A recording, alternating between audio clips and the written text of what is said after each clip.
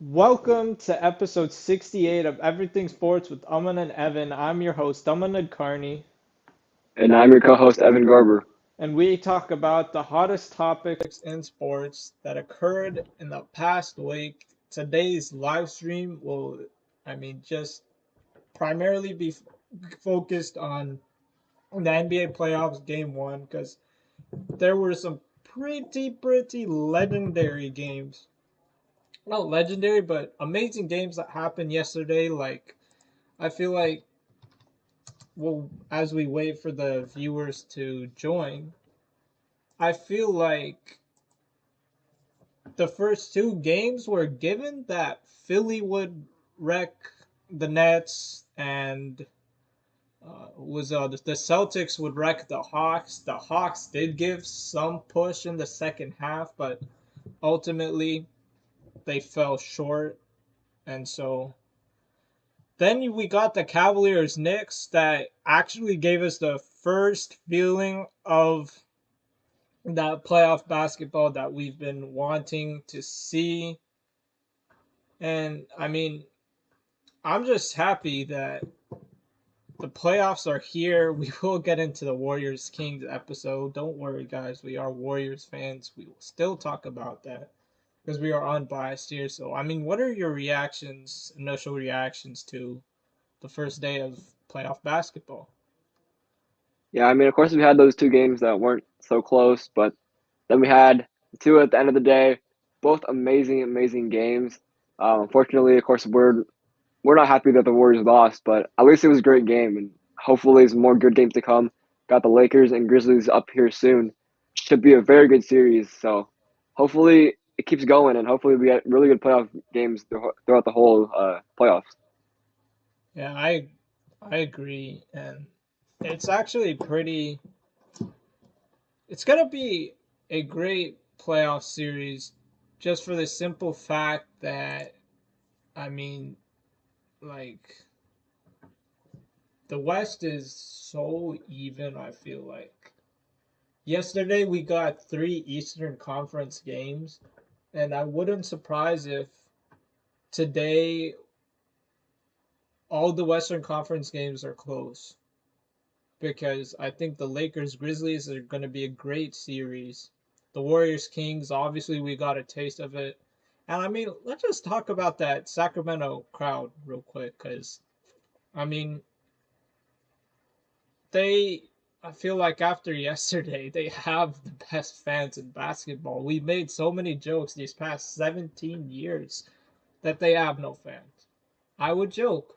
I have a friend and a teacher who are Kings fans. I would joke that they're the only two Kings fans that I have seen in my life. And I don't know about you, the Kings crowd was just crazy. I could barely hear the commentators. That's the craziest part. It reminded me about, the Chase Center crowd is great and all, but nothing's going to top Oracle, man. And it reminded me of that. And I feel like in the playoffs, they have the best fans right now because that atmosphere was nothing like I've seen before. What about you? Yeah, I totally agree. They've been waiting for so long. And I think that's the thing about all other sports. Like teams that have to wait so long and get in these playoffs, the fans show up because they're really proud of their team. They stuck with them for however many years it's been since they've been in the playoffs, and they're finally excited to be in it. Um, we did have a situation though with E40, which I'm not a fan of. Like Kings fans, come on, you got to be a little bit more respectful than that. But I get it; they're on top of the world. They finally in the playoffs. Finally won a playoff game. They think that they have it in the bag.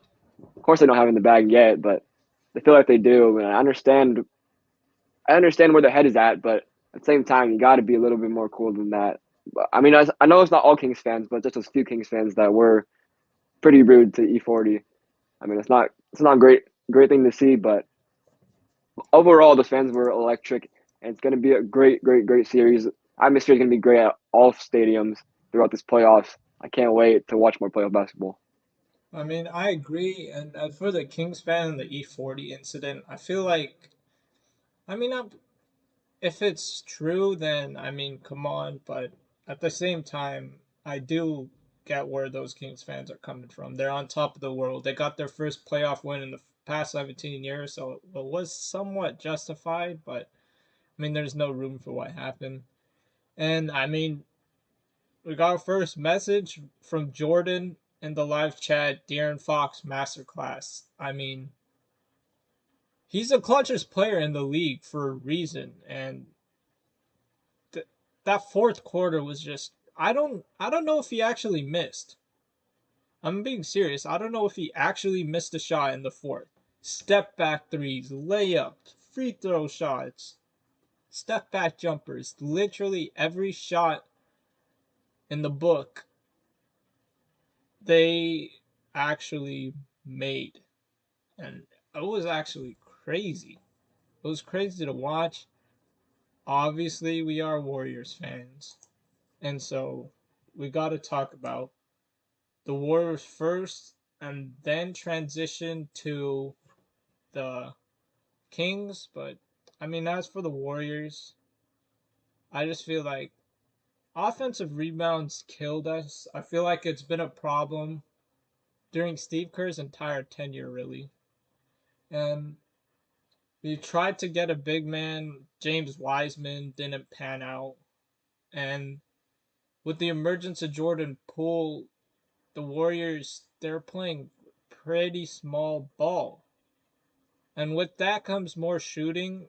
They just simply fell in love with the three way too much. Like that last 3 minute period, almost every shot was a three. If you had gone inside to get more twos, you could have tried to get a foul, a layup, a jumper. Like if they're good threes, then fine. But when it's like step back threes damn near the logo, it's like, what are you doing? And so I feel like don't fall in love with the three was we still could have won, even though we got heavily out rebounded. If we didn't fall in love with the three, the Warriors would have won. And I mean, game one's always a feel out game for all teams. I feel like it's the least important game in a best of seven series, so you can study your opponent and everything. But then I also feel like if you don't respond in game two to a Sacramento team like this, and even if you win all your Chase Center games, you're still going to have to win in the Golden One Center in Sacramento. It can't be all at Chase Center. And now losing game one, instead of winning one game on the road and then your three home games, you now have to win at least two road games if you have any hope of winning this series. And I mean, the Chase Center buff is real. We'll see the effect that it has in the playoffs. Last year, the Warriors only lost once at Chase Center, that game being game one of the finals. But we'll see how Chase Center responds. I mean, there's no matching the crowd energy. I feel like that's a given at this point. But game two is a huge game for the Warriors. Just take it back, make the series even 1-1, and then you can potentially talk about being up 2-1, even 3-1. Because if you go to Chase Center 1-1, I feel like you're leading the series. It genuinely feels like you're leading the series, especially when you're a defending champion like the Warriors are. So, what do you think the Warriors need to improve on or change to improve for game two? Yeah, I mean, I agree with everything that you said. I agree that the offensive rebounding was definitely a struggle for the Warriors last night.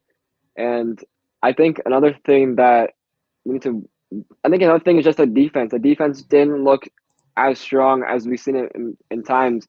They're exposing us on pick and roll every single play. It seemed like, at least in the early in the fourth quarter, pick and roll with Fox and Sabonis or Fox and um, shoot, what's his name again? Oh, jeez.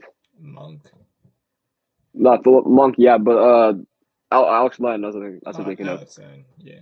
Yeah, they were doing so many pick and rolls over and over and over again, and then just they get penetration, and then every time they just have the easy layup. Every time, like Looney, he had a little trouble guarding those pick and rolls because he didn't know to go out and go out and guard the guard or guard the big man. And I think that they needed to work a little bit more on the communication with those because they're going to keep doing it over and over again. And I mean, Fox is just so crafty; he's going to find a way to finish. no matter what. And I also agree with 3 point shooting. Shooting way too many 3 pointers.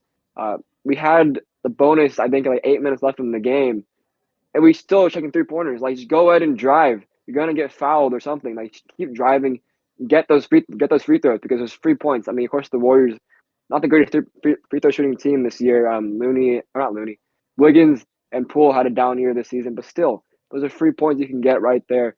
Drive to the basket. Stop chucking up threes. I mean, it's a close game. You don't need to shoot threes every single time. But I mean, I understand that they are one of the best 3 point shooting teams, but still, you don't have to rely on it every single possession. Just take the 3 points that you're going to get because you're either going to make a layup or you're going to get fouled. And that's just how you play with basketball. You don't have to rely on the three every single time. That's what the good teams do. They get what the defense gives them, not what they want. Yeah, I mean, I agree because I mean, first of all, if you have an open three and it's genuinely a good shot, and you're like down two or down one with like a couple minutes left, like the Warriors were, then take the shot. If the shot is there, take it. But when it's not there and you want it and then you take it, that's when they miss. And I mean, that's what you're alluding to. There's no secret that the Warriors, if they made a three, it's going into overtime. If they made two more threes, the Warriors won the game. And sometimes it's a difference of that. And when you do get to the free throw line, you have to make the free throws. I know it's Wiggins' first game, but even when he was healthy, before he left for personal reasons, Wiggins missed free throws. And yet last night, he missed two free throws in a row. You had Poole missing one free throw. And I mean, Steph, he only shot two free throws. I feel like a lot of times yesterday we could have taken it inside and we fell in love with the three. We did miss some good shots from threes, but that's fine. Get back on defense, get rebounding. I'm pretty sure Charles Barkley said it. The defensive possession is not over until you get a rebound. You need to secure the rebound and then get on offense. I feel like Dante DiVincenzo was the only one trying to get rebounds on the Warriors. He was running across the court, doing everything. And so, and as for the King side, game one sets the tone for the series. I feel like when you get home court for the playoffs, you're supposed to win at home, of course. But the Kings need to get the wins they can because even in the regular season, they didn't have the best home record. And when you're going to the Chase Center, a venue where I'm pretty sure the Warriors had like the second or third best home record in the entire league. And so it's a tall task for the Warriors to win on the road, but it's also a tall task for anyone to come into Chase Center and actually leave with the win. And so the Warriors were inches away from a win. You have to rebound, you have to get into the paint. At least confuse the defense because when you get in the paint, the defense collapses. Then maybe you can kick it out for an open three instead of shooting a contested two because I guarantee you that's not the only shot you can get. And then you're shooting fadeaway threes. And Clay made two in a row in the fourth from shots that I didn't necessarily agree with, but I feel like Kerr's system has been passing up a good shot for a great shot, and they're settling for shots that are less than good. And I mean, the Kings, Malik Monk joined Sacramento. I'm not sure if it was a 1 year deal or not. He's definitely going to get a bag somewhere, probably in Sacramento. I mean, he's literally best friends with De'Aaron Fox, dating back to, I believe, Kentucky days. And the Kings, if they win game two, I wouldn't say they have a stranglehold on the Warriors because, again, games three and four are at Chase Center, and so many teams have fell down 0-2 and caught up and won 4-2. But I feel like for the purposes of for momentum and for the purposes of being a defending NBA champion, the Warriors have to get game 2 because there's no stopping Darren Fox. It's like you can't guard Embiid, you can't guard Jokic, you can't guard Steph, you can't guard LeBron, you can't guard KD. Now I feel like conversation is going to be you can try to stop De'Aaron Fox, but you're not going to stop him because once the fourth quarter starts, he just turns into another gear. But what do you think needs to happen in game 2 for the Kings to hold on to the win or for the Warriors to take one back and even up the series? Yeah, I mean, for the Kings, if they want to win this game, they just got to keep doing what they were doing yesterday. I mean, they played really, really good basketball. Defensively, maybe wasn't their strongest, I guess, but it was pretty darn good. I mean, they forced the Warriors into pretty tough shots. And their offense, I think they just need to stick with what's working. They had the pick and roll working a lot, and they had De'Aaron Fox just pulling everything out of his bag. I mean, just keep doing that over and over again because it seemed to work. I mean, the Warriors are probably going to figure out something, but Mike Brown knows the Warriors really well. He's a really really smart coach. He's going to figure out something to counter it. I feel like, but you keep doing what they're doing if you're the Kings, and for the Warriors, like we've been saying, just stop tucking up threes. You don't need threes every single time. Go to the basket sometimes. Kick it out if you need to. Like just attack the rim because you're gonna get points to the rim. The rim protection is not the greatest for the Kings, so just keep attacking the rim. Kick it out for a three if you want. You make the three because it's gonna be open. Just keep doing that, and I think that you have a chance to win. I mean, considering how close the game was, I mean, the Warriors didn't play the best game at all. I think if we can say safely, so it's pretty scary if you're a Kings fan. The Warriors didn't play the greatest game, but there's still a very close game. I think the Warriors can easily take game 2 and game 3 and 4. I mean, it looks like the Warriors have this, in my opinion, but the Kings they'll find a way to win because Darren Fox is just that guy. Yeah, I agree with what you said. If the Warriors game 2, I feel like if the Kings could win, it's not the end of the world for the Warriors. But if the Warriors win game 2, they carry that momentum and rhythm into Chase Center. And I feel like the Kings could be reeling if they lose game 2. They need to go up 2-0 to feel good about themselves, to feel confident that they could win the series because they are being slept on. They've had the lowest odds to win a first round series for a 3 seed in the past like 30, 40 years. So a lot of people are sleeping on them. So to gain that respect, you beat the defending champions at home like you're supposed to, 2 games in a row. A lot of people think this is 6 or 7, but this very well could be 5, considering the Chase Center buff the Warriors get. But let's move on to the second most interesting game, I guess. The Cavaliers versus the Knicks. I have the Cavaliers winning in 7. And again, it's a feel out game. Every game 1 of a series is a feel out game, studying your opponent. And yes, it obviously counts for the series. It's good to get a win under your belt, but it's not the end of the world by any means. It's not like a team is in danger of getting eliminated. But what was your reaction to the Cavs Knicks game? Because what I took from the game is the Mavs made a mistake letting Jalen Brunson go. So what do you think about what you saw last night? Yeah, I totally agree with that. The Mavs definitely made a huge, huge, huge mistake. This guy is insane.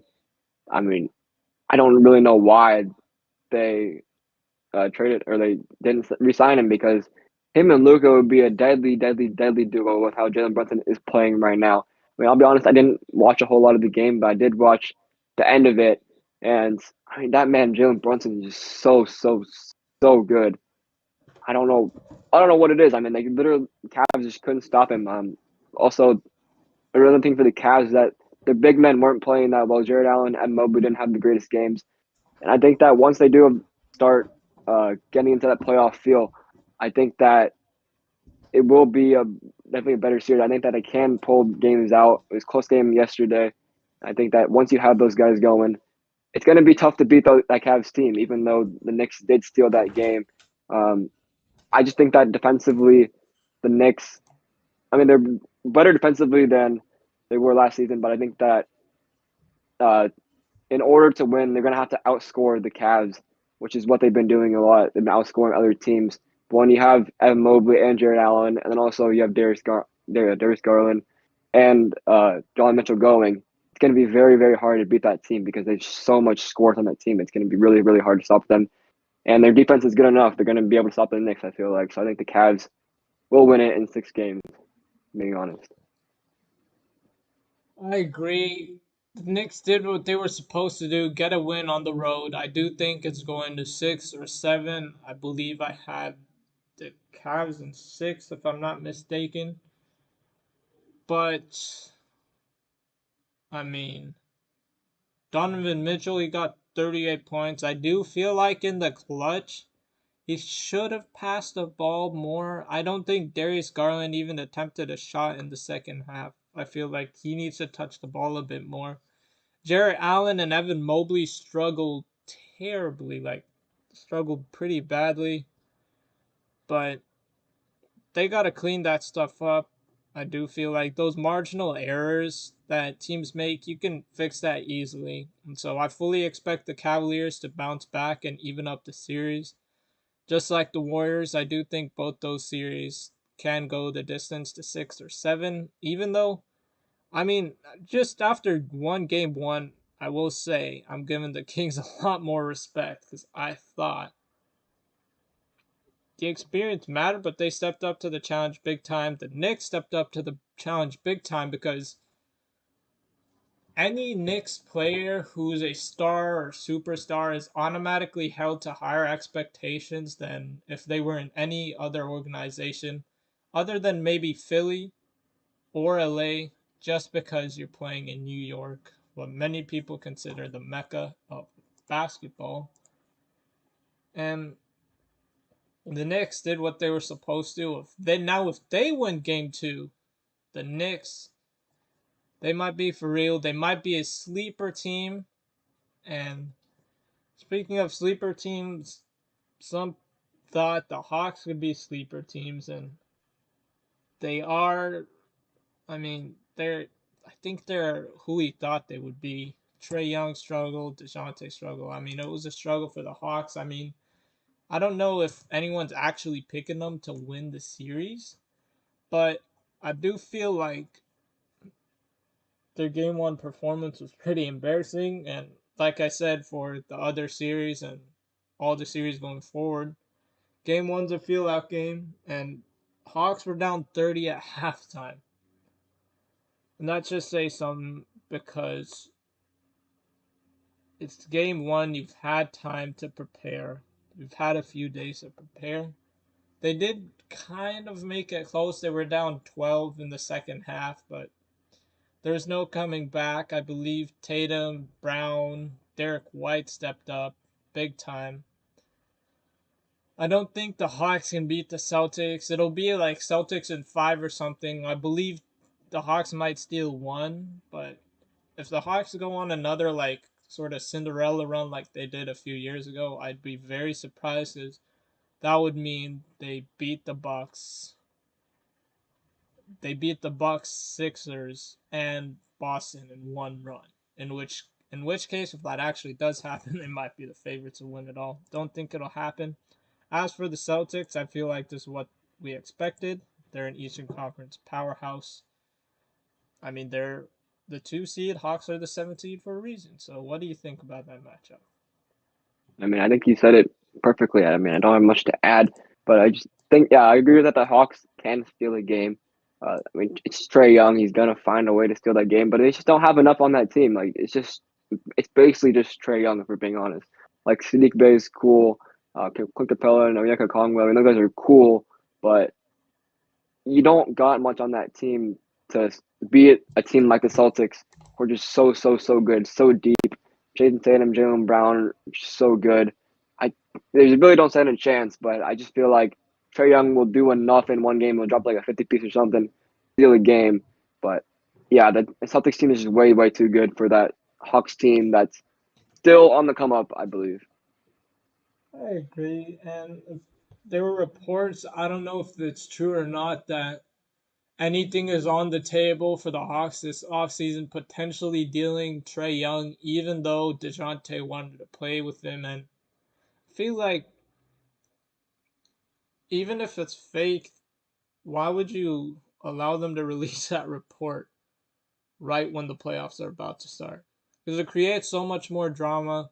In the play-in tournament, Trey Young was arguing with an assistant coach, which could be big. Potentially, just doesn't want to be in Atlanta anymore. Could Trey Young go to the Heat, a team they beat? You never know. But I feel like DeJounte and Trey Young, they're sometimes passive. I feel like DeJounte in San Antonio was more aggressive than the DeJounte we're seeing in Atlanta. And obviously, DeJounte is playing with way more talent this time around. I do feel like when it's time to be aggressive, and this goes for Trey Young as well, when it's time to be aggressive, be aggressive. Then you have John Collins and Clint Capella as your forwards. So, yeah, the Hawks, if they have any hope of somehow upsetting the Celtics, I do feel like the backcourt of DeJounte Murray and Trey Young have to be far more aggressive than they were during game one. And as for the Celtics, I expect them to either lose to the. I picked them to go to the Eastern Conference Finals and lose to Philly, but I do think they have to win the series and then make it a very, very good series with Milwaukee. But I mean, we can move on to the first game. Philadelphia versus Brooklyn. Brooklyn made it a game for, I want to say, like 60% of the time. Mikal Bridges got 30. And the Nets, I feel like Mikal Bridges definitely breaking out, but the Nets, I feel like with one off season they'll like round out their roster properly around Mikal Bridges, Cam Johnson, and Dinwiddie. I mean, heck, Dinwiddie might even be traded for assets because the Nets have like 8 or 9 players who can start. Joe Harris isn't getting as many minutes as he should. Seth Curry is a starter with the shooting. I mean, even Cam Thomas isn't getting minutes, and bro is getting like 40-point games every time he plays. And so when you have that, it could ruin chemistry a little bit because Mikal Bridges doesn't assist much. As for Philly, there's just no realm I feel like that the Sixers lose. The Nets might steal a game. I have Philly in 5, but I feel like there's just no universe where Philly actually loses because we do know they're disappointing elimination from last year and the year before that against the Hawks. So, what is your reaction to the Philly versus Brooklyn Nets series? Yeah, I totally agree with you. This it's definitely the Sixers series to lose. They look pretty dominant yesterday. I mean, I watched this game earlier this morning, and you can just tell like how you see how dominant Philadelphia was yesterday. I mean, the Nets, their defense was pretty bad. I mean, it's pretty lackluster. They could like every time someone would drive, they just had wide open three, someone sitting there wide open from three, and they hit it because Sixers hit so many threes yesterday. But it wasn't just because they were just shooting the ball really well; it's because they were open. The Nets left them open every single time. The defensive rotations were not very good, and also the turnovers. They turned the ball over a ton. I think it was, I think I had 18 when I with like 6 minutes left or something. They had a lot of turnovers in that game, and also offensively, like they just it doesn't seem like they have enough. I mean, Kel Bridges is a very good player. Dinwiddie's good. Claxton's good. You have a lot of good players on that team, but I just don't think they have enough to stop that to overcome their lack of defense and also Philly's star power because Beaton Harden didn't even have that great a game. They didn't even play as much as they would normally play in a playoff game. And once you have them play as much as they do, they're gonna honestly wreck them. They're gonna run right through the Nets. And yeah, I mean, unfortunately for the Nets, they got put in a bad situation this season, but I'm getting good for them. They're in the playoffs. They got a bright future, it seems like, ahead of them, and they can make the playoffs again next year and make a little bit of a run if they play the pieces right. I definitely agree, and let's move to the last matchup in the East, the Bucks versus Miami Heat. I do think the Bucks close it out. In 5 or 6, it just depends on the Miami Heat we're getting, because I feel like if the Heat played with the Celtics, that was the series. And the Heat got swept by the Bucks a couple of seasons ago. Last year they were the 1 seed and made it to the conference finals, just lost to the Celtics in 7 games. Even in that Celtics series, it was a blowout in the other team's favor. There were barely any games that were close until towards the end of that series, but it depends on the Miami Heat we're getting, because even though they're the 8th seed, they're not an ordinary 8 seed. Just like the Lakers aren't your ordinary 7 seed, the Warriors aren't your ordinary 6 seed. Like teams and seeds that you would think are underdogs, they're not your ordinary underdogs. And so the Bucks, they obviously have Giannis, Drew Holiday, Brook Lopez, Chris Middleton, decent bench. I'm not ruling out Miami Heat upset, and this by any means, don't clip this saying I picked the Miami Heat to beat the Bucks. I'm not doing that.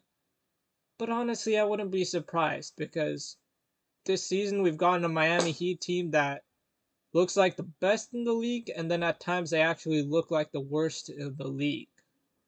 And so it depends on what Miami we're getting, but I fully believe the Bucks will close it out. Maybe in 5, but we will see what happens game 1. Because even though if it's a feel-out game, the Bucks might come out complacent. This is your chance to steal a game on the road if you are Miami. We'll see if playoff Jimmy does anything to affect the game. He likely will, but if you can steal a road game early, especially in game 1, then you wouldn't have to stress much. So, what do you think about the Bucks Heat series?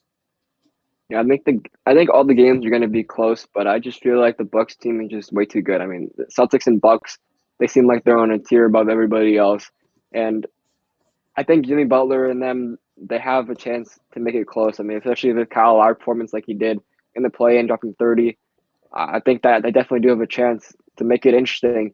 But I just think that Giannis, Chris Middleton, Drew Holiday, and them, they're just way too good. And I think that the Bucks will win it in 5. But it'll be a very close 5. I think it'll be at least within, what, like 6 or 7 points every game. I think Mm, that'll go down to the wire mostly every game. But Bucks will win it in 5. I agree. I think that's fair. And let's move over to the other 1-8 matchup, Nuggets versus Timberwolves. Timberwolves, after all that drama on the last game of the regular season, nearly beat the Lakers, just fell short, and then just destroyed the Thunder. People, some people are considering an upset. I just don't see it, and if it does, then it's time to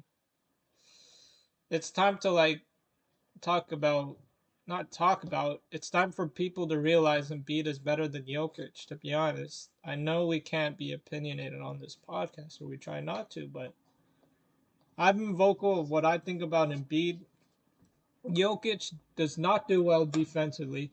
You might say he's better offensively because of his passing, but when's the last time you saw a center that can draw fouls like Embiid, dribble through the legs like Embiid, shoot like Embiid? And Jokic can't do that. Obviously, Jokic is a way better passer than Embiid, but I feel like Embiid's more all-rounded. Both of their teams are healthy, so if the Nuggets somehow lose, I think they win in 5 pretty easily. But if the Nuggets somehow lose with a fully healthy team, it's time to start talking about Jokic in a different light. What do you think? Yeah, I mean, we really don't know what Timberwolves team are going to get this series. I mean, they're literally all over the place right now. Who knows if Gobert is going to play? I believe he is, but who knows if who knows how it's going to work out. I mean, they've had a lot of injuries this season. Everything's all over the place. So much drama toward the end of the season. I just think that there's just too much going on for them to win this series. I think that they do have a shot though because Cat and Cat and Ant are both very very good players. They might steal a game, but the Nuggets team is the 1 seed for a reason. They're a very very good team. Jokic is in MVP conversation for a reason, like he is every single year. And I think that they will win it in 5 games, like you said. Yeah, and then we talked about the Kings Warriors because obviously that happened yesterday. And so let's talk about the 4 versus 5 matchup. Clippers, Suns. Paul George is targeting a semis return if they do advance. This is the Suns. I feel like it's the Suns game to lose. Suns series to lose until like the Western Conference Finals. If slash when they play the Warriors, my pick, I think Chris Paul is under a lot of pressure to deliver. Devin Booker is under a lot of pressure to deliver. And frankly, every person who was on the roster on Game 7, coaching staff included, of Game 7 last year, they're all under pressure. Kevin Durant, fine, you could say you can't win without Stephen Curry, but at the end of the day, that's opinionated. The bottom line is Kevin Durant, 2 rings, 2 finals MVP. He's accomplished what he's wanted to accomplish. So I feel like Chris Paul, Devin Booker, you're the leaders of this team. You've been here the longest. You have chemistry with one another. There's no way you can lose, especially when you have like the ultimate plug and play, one of the best scorers ever in Kevin Durant. So I feel like this is a Sun series to lose. I mean, Kawhi Leonard is like a superhuman alien if they actually pull off an upset against the Suns. So Suns, they have to realize what's in front of them because if they lose, there have to be conversations about what to do because Chris Paul isn't getting any younger. So I don't think the Clippers can upset the Suns, but I think the Suns win in 5 or 6 just purely based off of Kawhi Leonard. And you don't know, Russell Westbrook could turn on a new motor all of a sudden. So what do you think about the Suns Clippers series? Yeah, I mean, we saw that Kawhi can carry a team. He carried the Raptors to the NBA championship, but I think that the Suns are just way too good. I mean, they're 8-0 with Kevin Durant, I believe, this season. And I mean, playoff Kevin Durant is just built different. And then you guys got playoff Devin Booker, who's usually a different monster as well.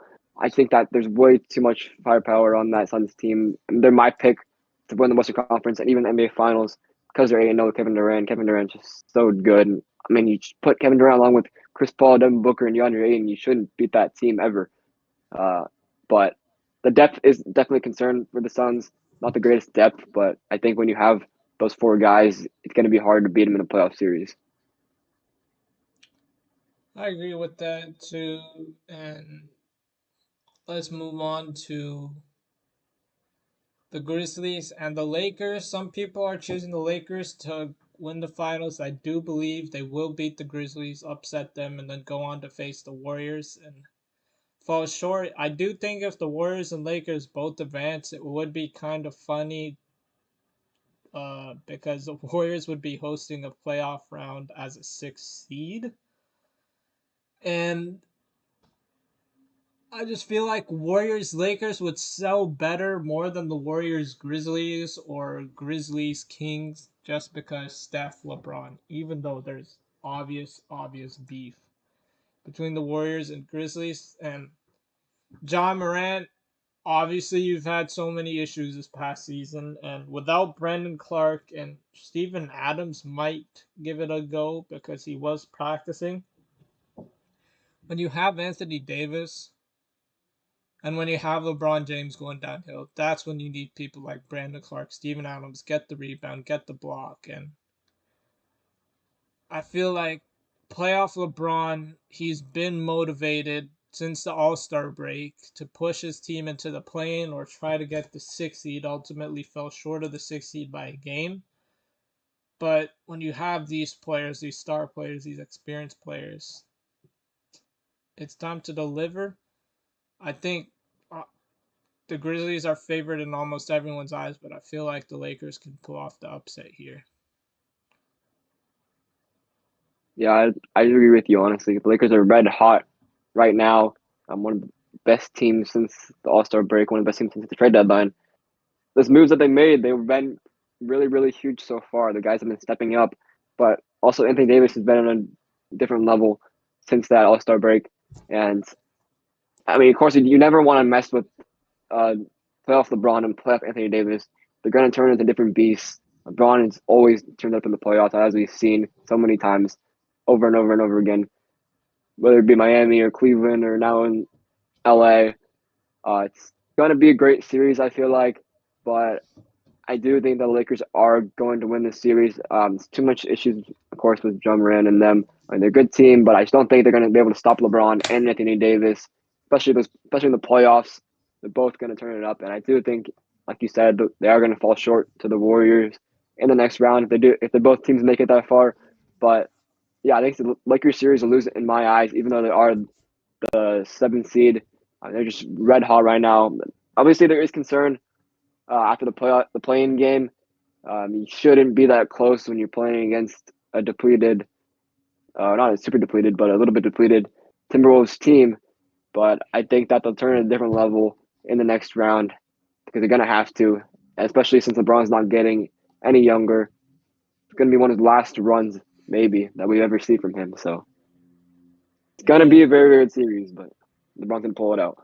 To be honest, that was a super depleted Timberwolves team because, I mean, your best defender decided to punch the wall in frustration and is out for the season.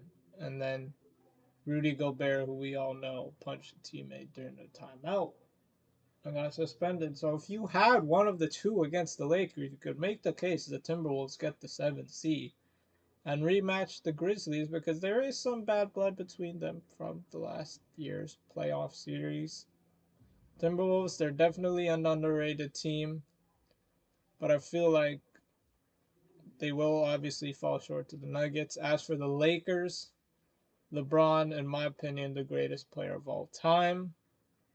He will turn on a new gear in this playoffs to upset the Memphis Grizzlies, ultimately fall short to Stephen Curry once again. And what are you looking forward to in for today's playoff game? I mean, I'm also looking forward to the game that starts soon. I'm looking forward to Lakers and Grizzlies. I think that's gonna be the best game of the day, probably the best series, in my opinion, these first round matchups.